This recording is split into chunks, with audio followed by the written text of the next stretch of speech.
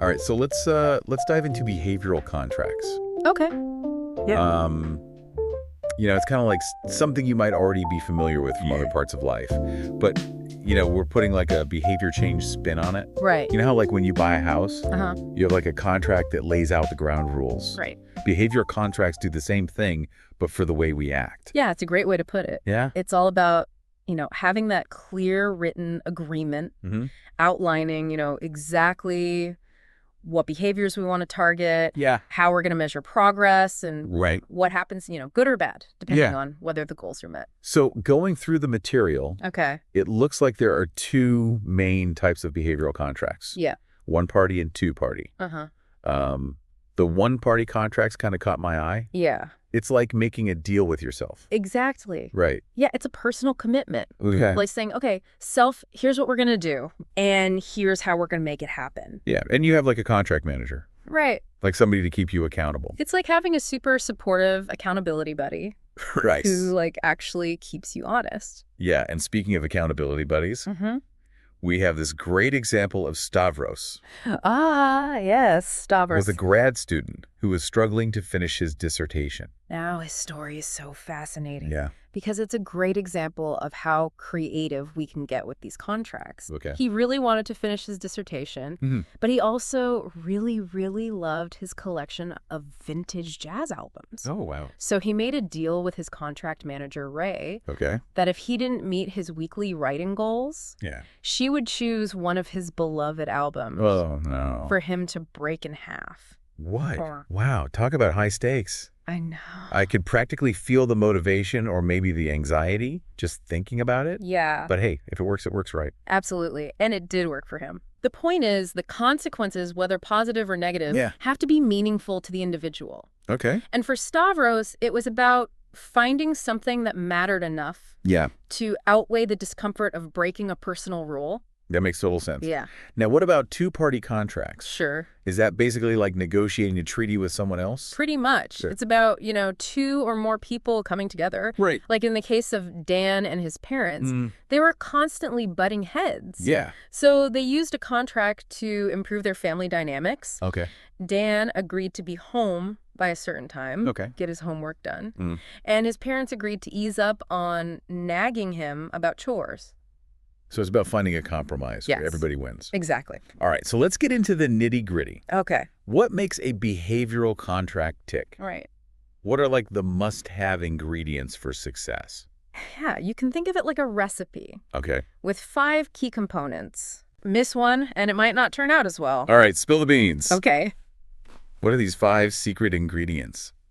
First up, you need to laser focus on the behavior that you're trying to change. We Mhm. call these target behaviors, Okay. and they need to be crystal clear, Yeah. measurable actions. Okay. Forget vague goals, like Got I it. want to be more organized. Right. Think more along the lines of, I will spend 15 minutes each evening decluttering my desk. So it's about getting specific. Yes. And making it something you can actually track. Exactly. What's next? Next is figuring out how you're actually going to track that progress. Okay. What evidence will show whether or not that target behavior is happening? Okay. Think about things like Stavros's written pages. That's what we call a permanent product, something you can look back on and count. Right. But you could also use direct observation, Yeah. maybe by keeping a log. If you can't track it, you can't manage it. Exactly. Right. Now, ingredient number 3 is setting a clear time frame. Okay. When does the contract start? Yeah. When does it end? Mm-hmm. Having deadlines creates that sense of urgency Right. and keeps you focused on the goal. Okay, so it's not a vague someday kind of thing. Right. It's concrete time-bound. Yes. Like a mission with a deadline. Exactly. What about the consequences? Yes. That's where things get interesting. Absolutely. This is the heart of the contract. Okay. What happens if you achieve the behavior? Yeah. What happens if you don't? Right. This goes back to those core principles of reinforcement and punishment Okay. we talk about all the time. Let's make this real. Okay. If I hit my exercise goal, Uh-huh. I get to enjoy a guilt-free movie night. Okay. But as I slack off, no dessert for me. Exactly. Yeah. The key is that the consequences, Right. whether positive or negative, Yeah. need to matter to you. Okay. They have to be motivating enough to drive that behavior change. All right, we got 4 ingredients down, 1 to go. Okay. What's the final element in our behavioral contract recipe? This one is often overlooked, Okay. but it's crucial. Okay. Assigning a contract manager. Right. Think of them as the referee, the coach, the cheerleader, the person who oversees the whole process, offers support, and most importantly, ensures you stick to the agreement. So Ray, the jazz-loving therapist, was Stavros's contract manager. Exactly. But it doesn't always have to be a professional. No, not at all. It could be a friend, a family member, even a coworker. Right. Depending on the goal. Yeah. The key is finding someone you trust who's reliable, supportive. And let's be honest, who will nudge you when you need a little extra push. Now, here's something I was thinking about. Okay. If the consequences in a behavioral contract aren't immediate, like in traditional reinforcement, how do they actually work? That's a great question. Yeah. And it highlights how behavioral contracts aren't just surface-level agreements. Okay. They tap into some powerful psychological mechanisms. Okay. We'll unpack those next. Okay, you've piqued my curiosity. All right. Let's unpack these psychological mechanisms. All right. What's going on beneath the surface of these contracts? Well, have you ever noticed how much more likely you are to follow through on something if you told other people about it? Right. That's public commitment. Okay. In action when you put it in writing, especially when you involve somebody else, like a contract manager. Yeah. It creates a sense of accountability that a private resolution just doesn't have. Yeah. It's like, okay, I said it out loud. I signed my name. Now I got to walk the walk. Exactly. Right. And then there's that social support aspect. Yeah. Having a contract manager or even just people who know about your goals provides, encouragement, feedback, maybe a little friendly competition. Yeah. All of those things can make a huge difference in staying motivated. It's like having your own personal cheering section. I like that analogy. Right. Now, remember how we talked about those specific target behaviors? Well, those actually tap into something called rule-governed behavior. Okay. The contract itself becomes like a set of instructions, a clear guideline for how you're supposed to act. Okay. So it takes the guesswork out of decision-making. So it's not just about the consequences. Right. It's about creating a framework for action. Right. And finally, there's this really interesting concept called establishing operations. Okay. Essentially, the contract itself might create a sense of anticipation or even a bit of anxiety that is relieved when you actually complete the target behavior. Right. It's like having a little bit of pressure that motivates you to get things done and feel that sense of relief. So like for Stavros, the thought of losing one of his precious jazz albums. Exactly. That probably created a pretty powerful establishing operation. Exactly. It gave him that extra push to get that dissertation done and avoid that negative consequence. Precisely now. Yeah. Before we move on, was there anything about these mechanisms that particularly resonated with you? Honestly, for me, Yeah. it's the combination of public commitment and social support. Okay. It's like a 1-2 punch for accountability. Yeah. It's like knowing that somebody else is in the loop and that they're rooting for me makes it feel less like a solo struggle. That's a great observation. Yeah. And it highlights how much, our social connections really influence our behavior. We're not just these isolated individuals trying to change. Right. We're part of a web of relationships that can either support or hinder our progress. Okay, so we've covered the why behind behavioral contracts. Right. Now let's get to the how. Okay. How are these things actually used in real life? Okay. I'm all about practical applications. Well, you might be surprised at just how versatile these contracts can be. Okay. They're not just for these, quirky situations like Stavros and his jazz collection. Right. They're used for everything from weight loss to academic performance. Wow. To even improving relationships. Really? That's fascinating. Yeah. Give me some examples. Let's start with weight loss. Okay. There's a lot of research showing that behavioral contracts can be incredibly effective for both losing weight and keeping it off. Okay. Some of these contracts even involve monetary deposits. Wait, so you're telling me people put actual money on the line? Yeah. If they don't reach their goals, they lose cash. It can be a powerful incentive. Talk of motivation. For some people. Right. But remember, it's about finding what works for the individual. Okay. The key is that the consequences, whether positive or negative, are meaningful enough to drive that behavior change. Okay, so besides the financial stakes, what else makes weight loss contracts effective? Well, they often involve things like setting specific calorie goals. Okay. Tracking food intake, increasing physical activity. Right. All those things we know contribute to weight management. Right. But the contract provides that framework, the accountability, and the motivation to actually stick with those healthy habits. So it's like having a personalized blueprint for success. Exactly. Tailored to your specific needs and goals. And it's not just about weight loss. Okay. Think about exercise. Mm-hmm. So many people struggle to maintain a consistent workout routine. I know, right? Behavioral contracts can help by setting clear exercise goals, okay, tracking progress, and linking those achievements to rewards that actually matter. Okay, I'm totally picturing this now. Yeah. If I go to the gym 4 times this week, I get to buy that new workout gear I've been eyeing. Exactly. And it doesn't stop there. Okay. Think about academics. Right. There are tons of studies showing that behavioral contracts can dramatically improve students' homework completion and overall grades. I bet parents and teachers everywhere are jumping for joy at that thought. I know. So how does that work? Yeah. Is it a contract between the student and the teacher? It could be. Okay. Or between the student and their parents, or even a tutor. Right.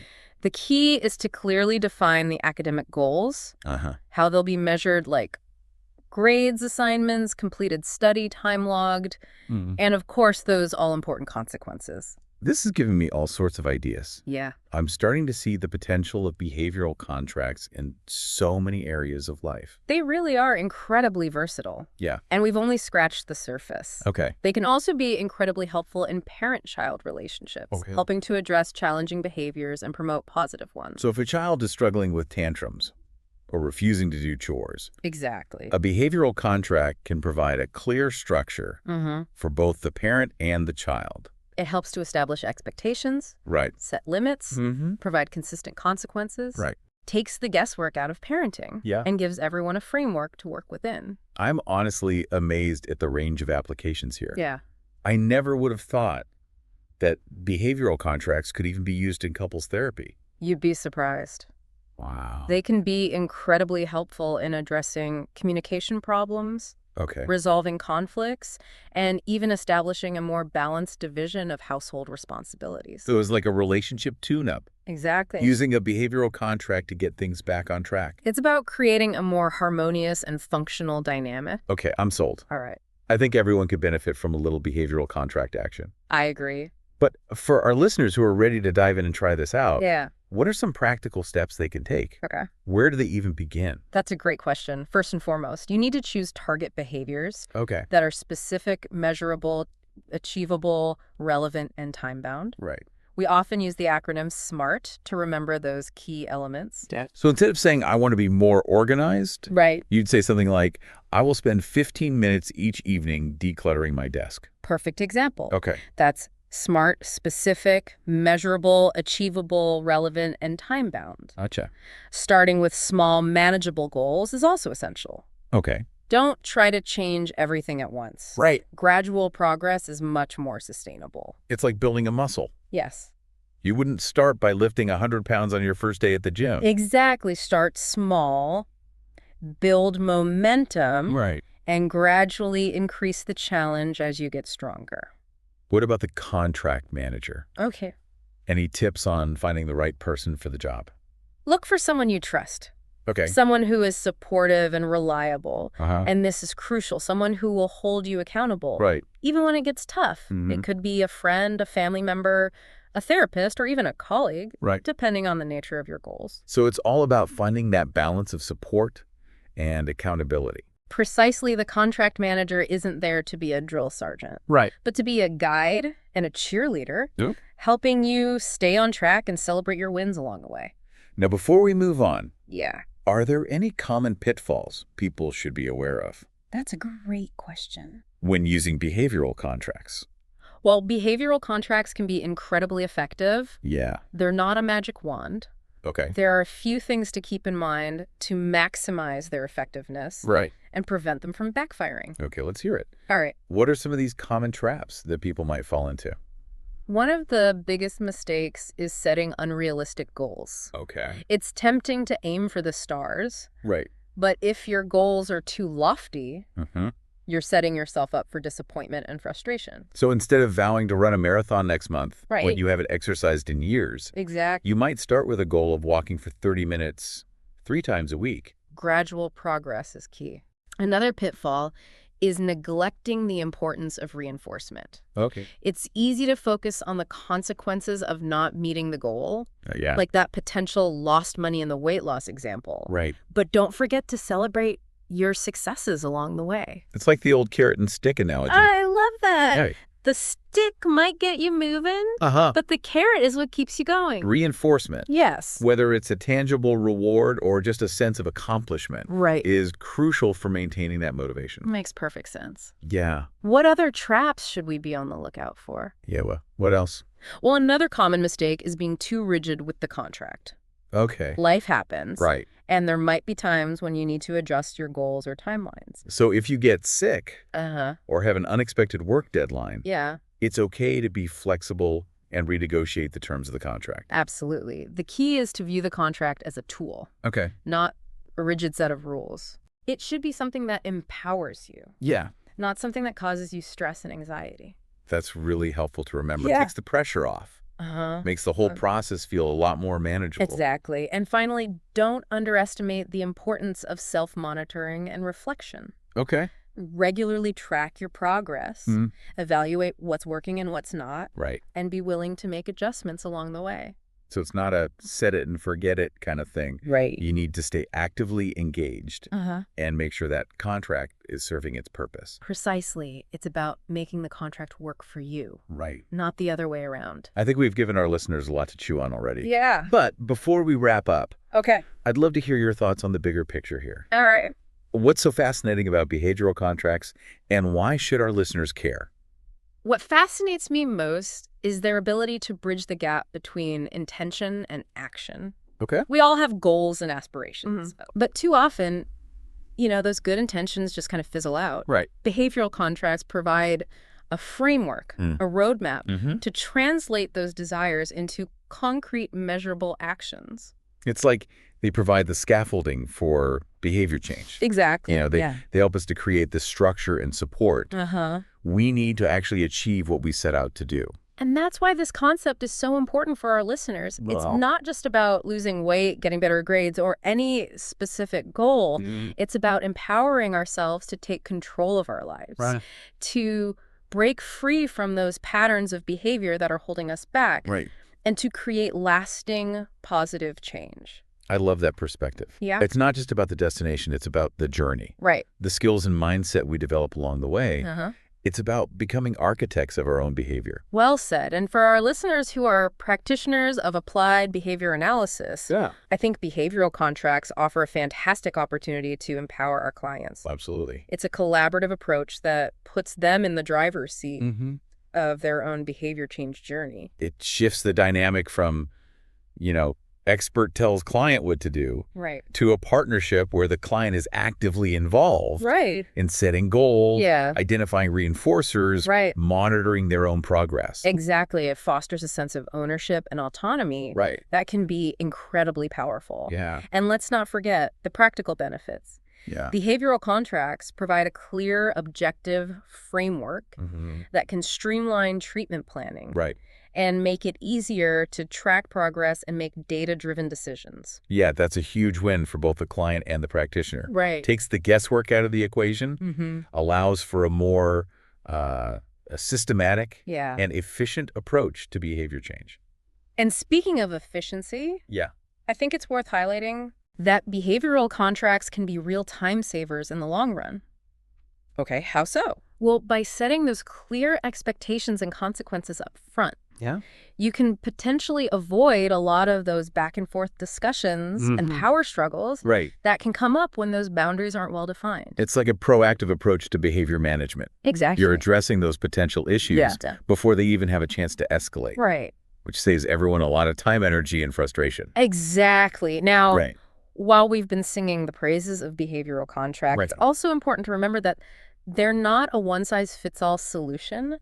There might be situations where a behavioral contract isn't the most appropriate tool to use. Yeah, that's a good point to bring up. It's easy to get excited about a new strategy and want to use it everywhere. But we always have to assess each individual case and determine if a behavioral contract is the right fit. Absolutely. For example, if someone is struggling with really intense emotional or behavioral issues, a more intensive intervention might be needed before introducing a behavioral contract. Yeah, that makes sense. Yeah. You wouldn't want to set someone up for failure. Right. By using a tool that's not a good match for their current needs and abilities. Exactly. It's all about using our clinical judgment. Right. And choosing the most effective and ethical approach for each individual client. Well said. I feel like we've covered a ton of ground today. I agree. From the nitty-gritty details to the bigger picture implications of behavioral contracts. Yeah. We've explored the what, the why, and the how. Right. From the key components and those fascinating psychological mechanisms to all those amazing real-world applications. Yes. And, of course, we've sprinkled in some tips to avoid those common pitfalls. Right. I think our listeners are walking away with a toolbox full of knowledge and strategies to start using these contracts effectively, whether in their professional practice or even in their personal lives. Absolutely. So to wrap things up on a thought-provoking note, let's leave our listeners with a little challenge. Right. If you could target just one behavior with a behavioral contract, what would it be? Ooh, that's a good one. And who would you choose as your supportive contract manager? Yeah, that's a great one to think about. It might be time to put those contract writing skills to the test ourselves. I agree. Until next time, keep those deep dives going. And remember, behavior change is within your reach.